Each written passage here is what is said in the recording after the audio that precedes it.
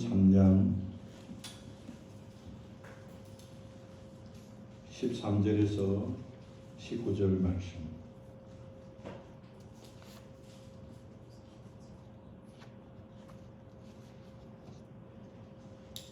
마가복음 3장 13절에서 19절 말씀. 또 산에 오르사 자기가 원하는 자들을 부르시니 나온지라. 이에 12를 세우셨으니 이는 자기와 함께 있게 하시고 또 보내사 전도도 하며 귀신을 내쫓는 권능도 가지게 하려 하심이로라. 이 12를 세우셨으니 시몬에게도는 베드로라는 이름을 다하셨고 또 세베대의 아들 야고보의 형제 요한이니 이 둘에게는 보아느게 곧 우리의 아들이란 이름을 다하였으며 또 안드레와 빌립과 바들로메와 마테와 도마와 알페의 아들 야고보와 및 디도에와 가나인 시몬이며 또 가룟 유다니 이는 예수를 반 자더라. 아멘.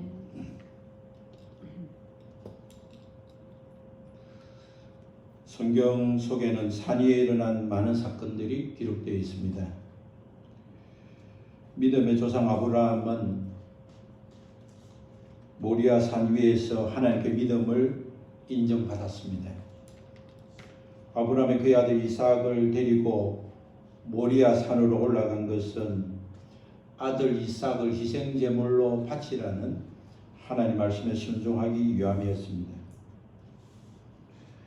아들 이삭을 희생제물로 드리는 것은 정말 그 말씀에 순종하기는 너무나 어려운 말씀을 들었지만 아브라함은 하나님께서 아들을 희생제물로 바치라는 말씀에 순종하기 위해서 모리아 산 위로 올라갔습니다.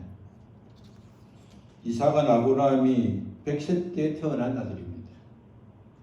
그 아들이 잘 자라서 장작을 어깨에 멜 수 있는 만큼 성장했을 때에 하나님께서 순종하기 너무 어려운 말씀을 하셨습니다. 아브라함은 하나님께서 말씀하신 그 말씀을 듣고 아들과 함께 3일 길을 걸어서 모리아 산 위로 올라갔습니다. 그리고 그곳에서 아들을 희생제물로 드리려고 했습니다. 아브라함은 모리아 산에서 두 가지 영적인 특별한 체험을 하게 되었는데, 하나는 하나님께서 아들 이삭을 희생제물로 바치라고 말씀하셨지만 그러나 하나님께서 이삭을 대신해서 희생제물을 미리 준비하고 계신 여호와 일의 하나님을 체험했습니다. 또 하나님은 하나밖에 없는 아들을 번제로 바치라고 말씀하시고 순종한 아브라함에게 하늘의 별처럼 땅의 모래처럼 영적 아비가 될 것을 말씀하시고 아브라함은 그것을 믿는 믿음을 체험하게 되었습니다. 아브라함이 이삭을 희생제물로 바치려고 했던 그 모리아 산은 그 후에 오르난의 타작마당이 되었습니다. BC 천년경에 아브라함 후손 다윗이 그 오르난의 타작마당을 50세겔을 주고 구입하게 되었습니다. 다윗은 그곳에 성전을 건축하기로 원했지만 하나님이 허락하지 않으셨습니다. 하나님께서 다윗에게 성전 짓는 것을 허락하지 않았던 것은 다윗이 성전을 지을 수 있는 두 가지 큰 죄가 있었기 때문입니다. 하나는 다윗이 밧세바의 남편 우리아 장군을 죽인 죄였습니다. 밧세바를 아내로 취하기 위해서 그의 남편 우리아를 전반 전쟁터로 몰아붙인 살인교사죄를 하나님께서 아시고 그 죄를 인해서 성전을 짓지 못하게 또 지을 수 있도록 허락하지 않았습니다. 다윗은 그가 범한 죄로 인해서 다윗과 밧세바를 통해서 태어난 아들이 죽었습니다. 그리고 두 번째 죄는 다윗이 말년에 의도적으로 인구 조사를 한 죄입니다. 다윗은 그 죄로 7만 명의 백성들이 전염병으로 죽었습니다. 다윗은 오르난의 타작마당에서 자기 죄를 자복하고 회개했습니다. 다윗은 오르난 타작마당에 성전을 짓지 못했지만 그의 아들 솔로몬은 오르난 타작마당에 성전과 왕궁을 지을 수 있었습니다. 믿음의 조상 아브라함이 하나님을 체험한 곳, 그의 아버지 다윗이 자신의 죄를 회개하고 자백하고 용서를 받은 그곳에 예루살렘 성전과 왕궁이 지어졌습니다. 시내산은 모세가 이스라엘 백성을 인도하여 하나님의 계명을 받은 산입니다. 모세는 백성들과 함께 최종 목적지인 가나안에 들어가기를 원했지만 모세는 가나안에 들어가지 못하고 느보산 위에서 죽었습니다. 모세는 늙고 기력을 다하여 죽은 것이 아니라 하나님께서 그의 생애를 느보산 위에서 마치게 하심으로 생애가 끝났습니다. 그의 생애가 끝날 나이는 120세였지만 그는 그때도 눈이 흐르지 않았고 기력이 쇠하지도 않았다고 성경은 기록하고 있습니다. 모세는 늙어 죽은 것이 아니라 하나님의 뜻에 의하여 그의 생애가 끝난 것이었습니다. 모세가 가나안 땅에 들어가지 못하고 그 생애가 마치게 된 것은 가데스의 무리바 사건으로 인한 것입니다. 그때는 40년 광야 생활이 거의 끝날 시점이었습니다. 이스라엘 백성들은 그동안 광야에서 하나님이 물을 주시고 양식을 주시고 그것을 먹고 마심으로 살아왔지만 어느 날 물이 부족했을 때 집단으로 모세와 아론을 찾아와서 물이 없는 광야로 왜 인도해서 우리와 짐승이 다 죽게 만들었냐고 원망하고 집단 농성을 했습니다. 이런 상황을 보신 하나님께서 모세에게 지팡이를 가지고 너 형 아론과 함께 회중을 모아놓고 그의 목전에서 반석에 명령하여 물을 내게 하라 이렇게 선포하면 하나님께서 그 반석에서 물이 내게 해주시고 그 물을 회중들이 마시게 하시겠다고 말씀했습니다. 하나님께서 모세에게 반석에게 물을 내라 이렇게 선포하면 반석은 하나님의 역사하심을 말미암아 물을 내게 되고 그 물을 내면 그것이 백성들이 먹고 짐승들이 먹음으로 원망과 불평이 사라지고 하나님의 역사하심을 보게 된다고 말씀했습니다. 하나님이 이렇게 말씀하기 전까지는 물이 필요할 때 모세는 반석을 치면 반석에서 물이 나왔습니다. 그러나 이번에는 하나님은 그렇게 하지 말고 말씀만 선포하라고 말씀했습니다. 그러나 모세는 혈기 분노해서 하던 대로 했습니다. 지팡이로 반석을 치지 말고 말로만 선포하라고 하셨음에도 불구하고 그렇지 아니하고 하던 대로 지팡이로 반석을 2번 치며 물을 내게 했습니다. 하나님은 모세와 아론이 하나님을 믿지 않고 이스라엘 목전에서 내 거룩함을 나타내지 않았다고 주님은 책망했습니다. 주님은 거룩을 나타내지 않는 모세에게 하나님이 약속하신 가나안 땅으로 들어갈 것을 허락하지 않았습니다. 모세는 가나안 땅을 눈앞에 보면서도 느보산 위에서 가나안 땅을 사방을 바라보면서도 들어가지 못하고 그곳에서 그의 생애를 마감하고 말았습니다. 반석에서 물을 내어주시는 분은 하나님이신데 마치 모세와 아론이 물을 내는 것처럼 행동했습니다. 하나님이 물을 내게 해주심에도 불구하고 자신이 마치 물을 내게 해주는 것처럼 말을 하고 자신이 해왔던 방식으로 반석을 치고 말았습니다. 누구든지 하나님의 말씀에 불순종하고 자기가 하던 대로 살면 하나님의 거룩함을 막는 것입니다. 하나님은 내가 거룩하니 너희도 거룩하라고 하셨습니다. 거룩하기 위해서 회개가 필수지만 그러나 그 회개에 합당한 삶을 살아야 합니다. 회개하기 전에 삶으로 사는 것은 하나님의 거룩함을 나타내는 것이 아닌 것입니다. 잘못했다고 고백하고 하나님 뜻대로 살지 않았다고 자백했다면, 자백하고 회개한 이유는 자기가 살던 방식으로 살지 않고 하나님 말씀하시는 방식으로 살아야 하는 것입니다. 갈멜산 위에서 엘리야는 바알과 아세라 선지자 850명과 영적 전쟁을 하였습니다. 갈멜산 위에서 하나님과 이방 신과의 영적 대결을 한 것입니다. 엘리야는 갈멜산에서 전지전능하시는 하나님을 드러내도록 그는 제단에 제물을 올려놓고 기도했습니다. 이방 선지자들의 기도와 엘리야 한 사람의 기도가 갈멜산 위에 퍼지고 있을 때에 하나님께서는 엘리야 한 사람의 기도를 들으시고 하늘에서 불을 내려서 엘리야의 제단 위에 제물을 태워서 번제 제물로 받으셨습니다. 엘리야는 갈멜산 위에서 영적 정성에서 승리했고 영적 전쟁에 참여한 이방 선지자 850명을 백성들께 모두 죽였습니다. 갈멜산 위에서 일어난 영적 전쟁은 아방이 이방인 이세벨과 결혼해서 그 잘못된 결혼을 엘리야가 아왕을 찾아가서 앞으로 몇 해 동안 이슬비도 내리지 않겠다고 선포한 이유로 일어난 사건입니다.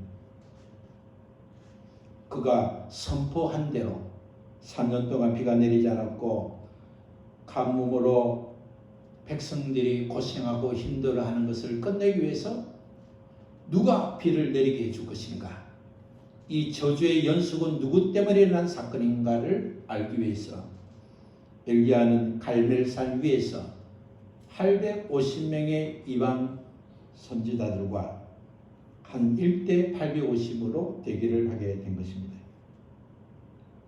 하나님은 갈멜산 위에서 기도하는 엘리야의 기도를 들으시고 엘리야는 승리하고 하나님은 비를 내려 주셨습니다. 이 소식을 전해드는 이세벨은 엘리야를 죽이려고 했습니다. 엘리야를 칼로 죽이기로 했다는 소식을 들은 엘리야는 영적 전쟁에는 승리했지만 그런 두려움으로 지치는 어리석음을 범하고 말았습니다. 사람의 힘과 능력으로 어떤 일이 일어나는 것이 아니라 하나님의 도우심과 하나님의 역사함으로 일어나는 사실을 그는 순간 그는 무너지고 말았습니다. 그는 엘리야는 이세벨 한 여자가 죽이겠다는 두려움에 빠져서 숨어 있다가 40일을 밤낮으로 걸어서 호렙산 위로 올라갔습니다. 엘리야는 호렙산 위에 올라가서 하나님의 음성을 듣게 되고 하나님은 엘리야에게 더 이상 사역을 허락하지 않았습니다. 호렙산 위에서 주님 하나님의 음성을 듣고 내려온 엘리야는 그의 제자 후기자를 엘리사로 삼고 그의 사역은 거기서 종결하게 되었습니다. 예수 그리스도께서는 자주 오르신 산으로 올라가셨습니다. 예수님은 예수님 마음에 두셨던 자들을 제자로 삼기 위해서 산으로 올라갔었습니다. 누가복음 6장 12절의 말씀을 보면 예수 그리스도께서 산 위에 올라가셔서 밤이 새도록 기도하셨고 마음에 두신 자들을 제자로 삼았다는 사실을 기록했습니다. 예수님은 산 위에서 제자를 삼으셨고 예수님이 제자를 삼았었던 그 예수님께서 마태복음 28장 16절을 보면 예수님이 마지막 사역을 마치고 성천할 때까지 그때도 제자들을 갈릴리에서 만나기로 하고 만나기로 한 그 산 위에서 만났음을 기록하고 있습니다. 제자를 부르신 것도 산 위에서 제자에게 파송하시면서 내가 너와 함께 있을 것이라고 말씀하시는 그것도 산 위에서 말씀했습니다. 우리 주님은 산 위에서 모든 민족을 제자로 삼고 아버지와 아들과 성령 이름으로 침례를 주라. 그리고 내가 너에게 명한 모든 것을 그것에 순종하도록 사람들을 가르치라고 말씀하시면서 세상 끝날까지 언제나 너희와 함께 있다고 말씀하신 그것도 갈릴리에서 만나기로 한 그 산 위에서 주님이 말씀을 하셨습니다. 주님은 마음에 쏟았던 12명을 제자로 부르셨습니다. 예수님의 12명의 제자로 세우신 것은 구약의 12지파와 연관되어 있습니다. 이스라엘의 12지파가 이스라엘 민족의 골격이 된 것처럼 예수님의 12제자가 새 예루살렘을 세우는 영적 이스라엘을 세우는 골격 역할을 12제자에게 맡기기 위해서 예수님은 12제자를 선택한 것을 우리는 알 수 있습니다. 12지파 족장으로부터 이스라엘 백성이 형성된 것처럼 12제자로부터 기초하여 새 이스라엘을 만들고자 하는 주님의 마음을 우리는 읽을 수가 있습니다. 주님께서 12명의 제자를 세우신 목적은 두 가지였습니다. 하나는 제자들과 함께 있기 위해서 제자를 부르셨고, 또 하나는 전도하여 예수 그리스도를 믿는 자들과 함께 하시기 위해서 그들을 부르셨다고 기록하고 있습니다. 예수 그리스도 이 땅에 오신 목적은 임마누엘을 위해서 오셨습니다.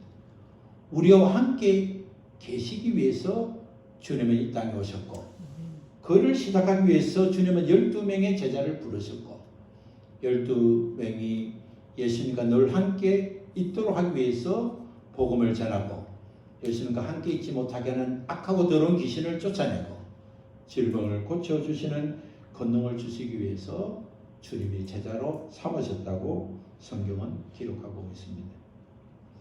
예수 그리스도께서는 죄와 사망과 악약 있는 우리의 죄값을 청산해 주시고 우리와 함께 계시려고 이 땅에 오셨습니다.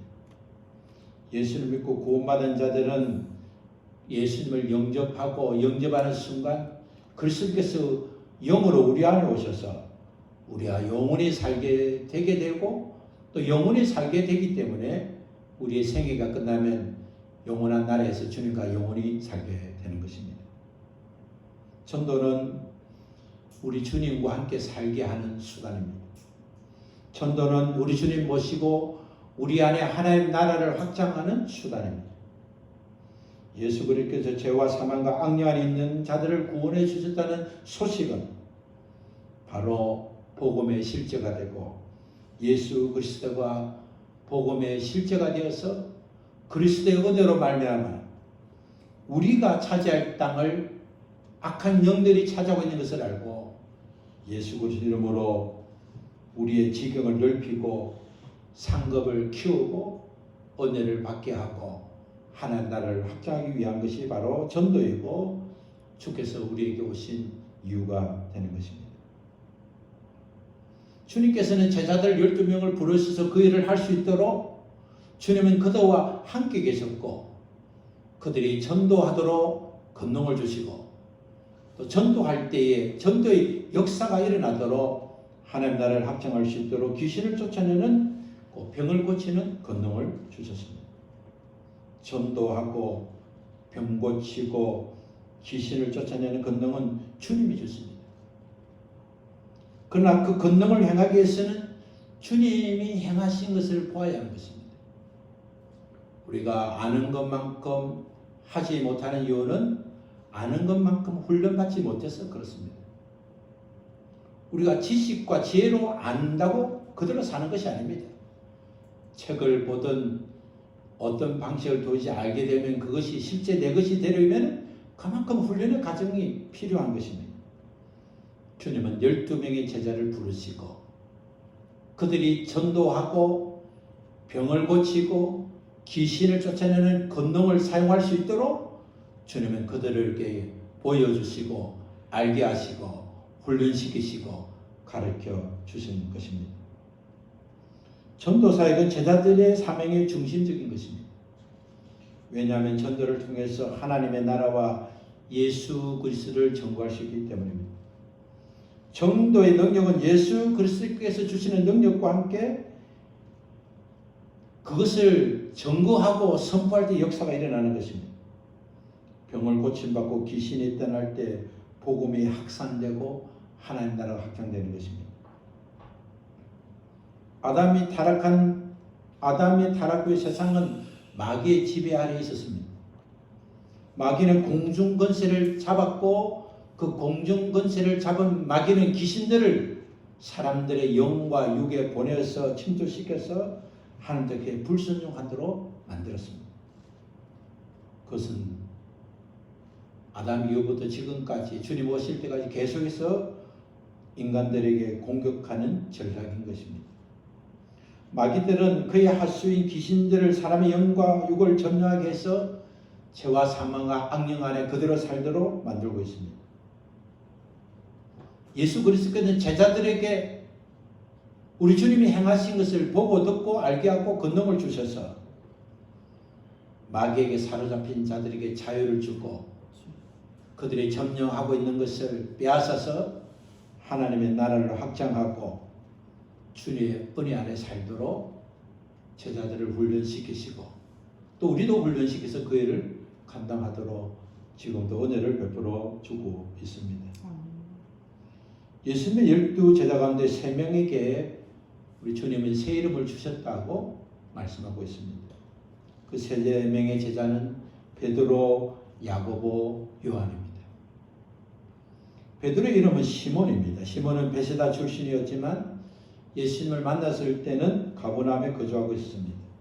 시몬이라는 이름의 뜻은 더러움입니다. 근데 예수님께서 시몬을 제자로 부르시고 그에게 반석이라는 게바 베드로라는 이름을 주셨습니다. 시몬은 그 이름을 받고 사는 날 동안 그는 그 이름처럼 든든한 믿음의 사람은 아니었습니다. 그러나 그는 든든한 믿음의 사람이 될 수 있는 많은 도전을 했습니다. 예수님께서 무리로 걸어오는 것을 보고 제자들은 유령이라고 생각했지만 베드로는 용감하게 주님일 수도 있다는 생각으로 만일 주님이시라면 나도 물 위로 오라고 그렇게 말씀해달라고 간청했습니다. 주님은 베드로의 선택을 받으시고 오라고 말씀하셨고 베드로는 주님이 오라는 그 말씀을 듣고 물 위로 걷는 은혜를 입었습니다. 물 위에 서게 되었고 물 위로 걷게 되는 초자연적인 것을 체험하게 되었습니다. 그는 잠시 후의 순간 믿음이 흔들려서 물에 빠지고 말았지만 그러나 그의 그 경험은 그가 했던 도전은 믿음으로 반석에 서는 사람으로 자라는 좋은 과정이 되었습니다. 베드로는 예수 그리스도에 대한 믿음이 또 흔들릴 때가 많았습니다. 그는 가이사랴 빌립보 지역에서 예수님을 향하여 예수님의 제자들의 신앙을 점검할 때 주는 그리스도시요 살아계신 하나님의 아들이라고 고백했습니다. 그러나 주님께서 그 말씀을 들은 후에 장차 받을 고난과 죽음과 부활을 말씀하실 때 그는 주님이 당하실 고난만 생각하고 그는 결코 이런 일이 일어나서는 안 된다고 주님께 고백했습니다. 예수 그리스도께서 조금 전까지만 해도 베드로를 칭찬했지만 베드로가 주님 앞에 격렬히 반대할 때 사탄아 뒤로 물러가라고 베드로를 꾸짖으면습니다. 그러나 베드로는 예수님이 주신 그 새 이름에 걸맞도록 그는 도전하고 훈련하면서 믿음이 점점 자랐습니다. 시몬 베드로는 내가 죽는 한이 있어도 예수님을 끝까지 따르겠다고 굳게 맹세했지만 그는 그 맹세를 지키지 못했습니다. 대제사장의 종들이 예수님을 잡으러 왔을 때 그는 도망갔습니다. 예수님께서 재판받고 있던 뜰에서 예수님을 모른다고 3번이나 부인했습니다. 그랬던 베드로지만 예수님께 십자가 죽으시고 부활하시고 성령의 침례를 받고 난 이후에는 그는 예수님이 주신 새 이름답게 그런 반석 위의 선자가 되었습니다. 새 이름을 받으면 즉시 새 이름의 사람이 되는 것이 아닙니다. 예수 믿고 구원받아 그리스도인이 되면 그리스도인으로 저절로 사는 것이 아닙니다. 하나님께서 우리에게 은혜를 베풀어 주시고 복을 주시지만 그것을 안다고 해서 복을 누리는 것이 아닌 것입니다. 그 믿음대로 살다가 실패하기도 하고 넘어지기도 하고 부끄럽게 되기도 하지만 믿음대로 살려고 훈련받고 더 주님과 가까이 나아가라는 과정 속에서 우리는 믿음의 사람이 되고 하나님의 복을 누리는 사람으로 점점 자라게 되는 것입니다. 믿음은 믿음을 통해서 자녀가 되고 자녀의 건설은 행함과 훈련을 통해서 성숙하고 성장하게 되는 것입니다. 예수님께서는 야고보와 요한에게도 또 다른 이름을 주셨는데 그 이름 바로 우리의 아들들입니다. 보아너게 라는 이름은 좋은 이름을 가진 것이 아닌 것입니다. 이름은 대담하고 가격하고 명예욕에 강한 그들의 성격을 보시고 지어주신 별명입니다. 누가복음 9장 51절의 말씀을 보면 예수님이 제자들과 함께 사마리아 마을을 통해서 예루살렘에 가고자 했습니다. 근데 사마리아 사람들이 예수님이 자기 마을로 들어오는 것을 방해했습니다. 그래서 야고보 요한이 주여 우리가 불을 명하여 하늘부터 저들을 멸하기를 원합니까? 라고 말했습니다. 제가 그렇게 이 딸을 다 불에 타서 다 죽기를 제가 선포하면 주님이 허락해 주셔서 다 죽일 것인가요? 라고 말한 것입니다. 그는 믿음은 대단했습니다. 내가 그렇게 선포하고 주님이 허락하시면 그런 일이 있을 거라는 믿음을 가졌습니다. 그들은 불같은 혈기를 가졌습니다. 주님이 새로운 이름을 지어주신 것은 주님이 그 이름을 부르시고 제자들이 그 이름을 부를 때마다 그 이름을 통해서 자신의 삶과 위치와 성격과 기질을 알게 하신 하나님의 은혜가 있었습니다. 시몬의 아들 가난한 베드로는 믿음보다 용기가 앞섰습니다. 그래서 그가 말하고 행한 일들이 부끄러운 결과를 많이 만들었습니다. 부유한 어불의 아들 야고보 요한은 사랑보다 혈기가 앞섰습니다. 그래서 혁명으로 왕권을 잡으면 오른편 왼편에 앉고 싶었고 그 일을 어머니를 통해서 청탁하기도 했습니다. 그랬던 그들에게 예수 그리스도께서 그들과 함께 계시고 그들에게 서로 사랑하는 새 언약을 받기까지 훈련하면서 그들은 달라지기 시작했습니다.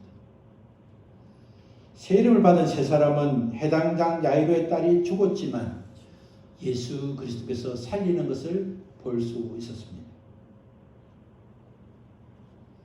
누가복음 9장 28절 말씀을 보면 예수님께서 베드로와 야고보와 요한을 데리고 산 위로 올라가신 사건을 기록하고 있습니다. 예수님께서 그들을 데리고 산 위에서 기도하실 때에 예수님께서 용모가 변화되고 옷이 휘어져 광채가 나는 것을 보았습니다. 그리고 산 위에서 모세와 엘리야와 함께 말씀을 나누는 것을 보았습니다. 베드로는 용기 있게 자기가 무슨 말을 하는지도 모르게 주님 제가 야고보 요한과 함께 초막새새를 짓겠습니다. 하나는 주님을 위하여 하나는 모세를 위하여 하나는 엘리야를 위하여 짓겠다고 했습니다. 누가복음 9장 28절 이하에 보면 베드로는 자기가 하는 말도 자기가 알지 못했다고 기록하고 있습니다. 그는 용기가 앞서서 자기가 하는 것이 어떤 결과를 낳는지도 생각하지 않고 말을 했습니다. 시몬은 믿음의 사람이 아니었지만 산 위에서 제자를 부르시고 케바, 베드로, 반석이라는 새 이름을 주신 예수님께 가까이 나갈 수 있도록 주님이 베드로를 인도해 주시고 함께 하심으로 그는 결국 믿음의 사람이 되었습니다. 야고보와 요한도 산 위에서 제자를 부르시고 보아느게라는 새 이름을 주신 예수 그리스도 앞에 더 가까이 나아감으로 주님께서 가난한 자에게 복음을 전하시고 병든 자를 치유하시고 귀신을 쫓아내시고 죽은 자를 살리시며 십자가를 죽으시고 부활하신 것을 가까이 보게 하심으로 요한은 하나님이 사람으로 오신 예수 그리스도께서 서로 사랑하는 새 계명을 주신 그 말씀을 깊이 깨닫고 그런 마지막 죽기까지 사랑의 사도로 삶을 살았습니다. 그는 자기의 화를 주체할 수 없고 자기의 명예를 따랐던 야고보는 제자들 가운데 첫 번째 순교자가 되었고, 요한은 그의 나이 92세가 되도록 그는 마지막까지 사랑의 사도로 살게 되었습니다. 요한은 예수 그리스도께서 십자가에서 말씀하신 유언대로 마리아를 어머니로 모시고 바울이 세운 에베소 교회를 물러받아 처음 사랑을 회복시킨 사도로 살았습니다. 두마티우스의 박해로 반모섬에 유배되어 예수 그리스도께서 그를 부르시고 마지막 계시를 보여주신 대로 그는 예수 그리스도께서 말씀하신 계시를 요한 계시록으로 남겼습니다. 베드로는 성령 강림에 의해 설교를 통해서 3,000명을 개종하게 하고 목숨을 걸고 복음을 전파하고 마지막에는 거꾸로 십자가 막 박혀 순교하는 믿음의 사람이 되었습니다. 병든 자를 고치고 귀신을 쫓아내고 죽은 자를 살리는 사도로 살았습니다.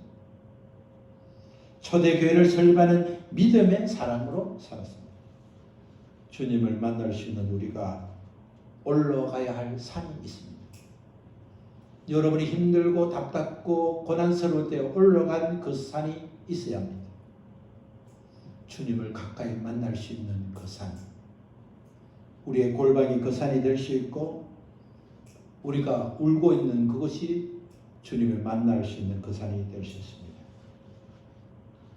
베드로와 야고보와 요한은 처음에는 연약하고 부족하고 혈기 있고 믿음보다 공격적인 그의 용기만 있었지만 그는 예수 그리스도께서 인도하시는 대로 가까이 나아가고 체험함으로 하나님이 쓰시는 위대한 사도로 쓰임을 받았습니다.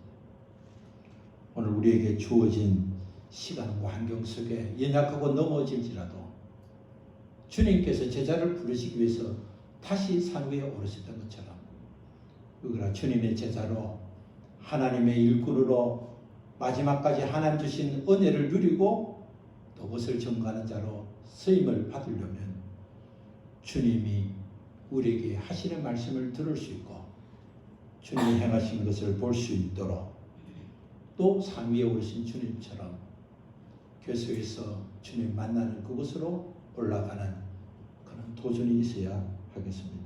이번 한 주간 남은 생애 동안 하나님 원하시는 자리에 그것이 하나님께서 우리에게 허락하신 축복의 동선에 올라가셔서 하나님의 은혜와 축복을 누리는 우리 모두 되시기를 예수 그리스도 이름으로 축원합니다. 우리 다 같이 일어나서 찬송하겠습니다.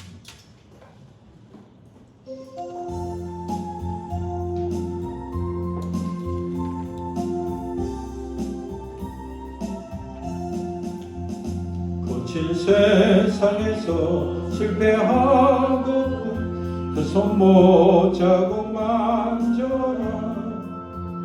고된 일 하다가 힘을 얻으리. 그 손 못 잡고 만져라. 그 손 못 잡고 만져라. 그 손 못 잡고 만져라. 주가 늘 지키며 인도하시리. 그 손 못 잡고 만져라. 내가 어둠 속을 걸어갈 때에 그 손 못 잡고 만져라. 주가 참 평안을 내게 주시리. 그 손 못 잡고 만져라. 그 손 못 잡고 만져라. 그 손 못 잡고 만져라. 주가 늘 지키며 인도하시리. 그 손 못 잡고 만져라. 내가 부활의 주 따라가려면 그 손 못자고 만져라.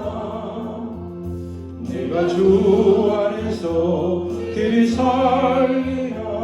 그 손 못자고 만져라. 그 손 못자고 만져라.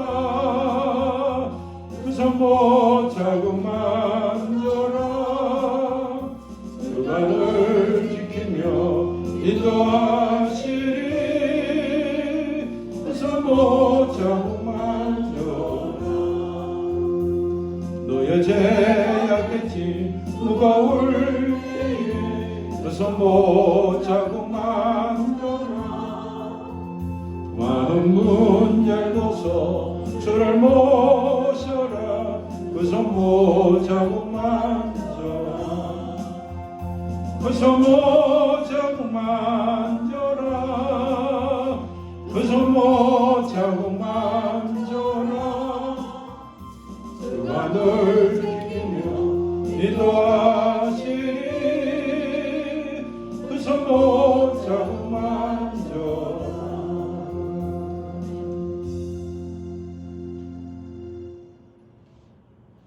주님이 잘못해서 죄를 지어서 십자가에 못 박혀 죽으신 것이 아니라 우리의 지은 죄를 용서하시기 위해서 또 우리를 사랑하시기 때문에 또 우리를 천국 백성으로 인도하시고 우리에게 상급과 영생의 복을 누리게 하시도록 우리 주님께서 십자가에 달려서서 손에 못자국을 남기시고 발에 못자국을 남기시고 아프시고 고난당하시고 채찍에 맞으시고 생명을 내어주시는 증거를 허락해 주심을 감사합니다.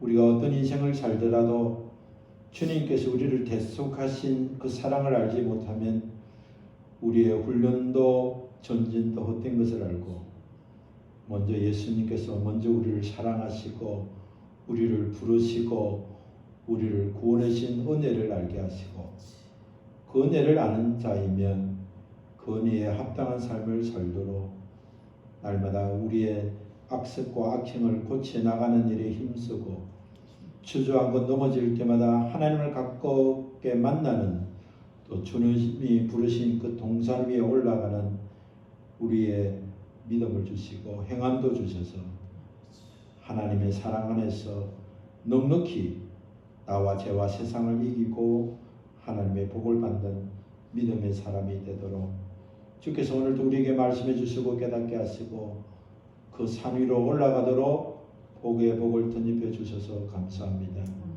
하나님의 사랑과 그 은혜를 깨닫고 날마다 믿음으로 전진해서 시몬이 베드로가 되고 우리의 아들이라고 별명을 받는 분노가 격출했지만 그러나 하나님의 사랑이심을 증거하고 특별한 제자의 삶을 살았던 야고보와 요한처럼 우리도 남은 여생 특별한 삶을 살고 그 특별한 인생에 대해서 특별한 상급을 받는 일에 힘쓰는 믿음의 사람이 되게 하여 주옵소서.